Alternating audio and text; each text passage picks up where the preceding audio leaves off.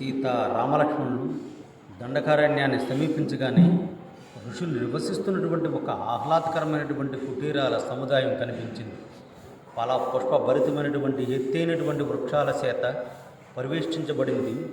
పక్షుల కిలకిల రవాలతో వేద మంత్రోచ్చారణతో ప్రతిధ్వనిస్తూ ఆ ఆశ్రమం చూసేవారికి ఎల్లరి హృదయాలను పవిత్రం చేస్తూ ఉంది.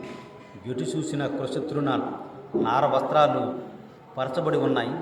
లేళ్ళు, జింకలు, ఇతర వన్యమృగాలు నిర్భయంగా సంచరిస్తూ ఉన్నాయి. రామలక్ష్మణులు తమ వెంటినారులను సడలించి ఆశ్రమంలో ప్రవేశించారు. ఋషులు సంతోషంగా వారిని స్వాగతించి వారుండటానికి సముచితమైనటువంటి ఒక కుటీరాన్ని ఇచ్చారు.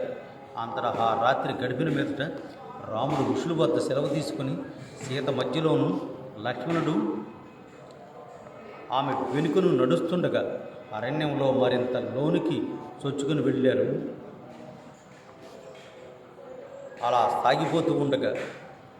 అలా సాగిపోతూ ఉన్నారు వారు.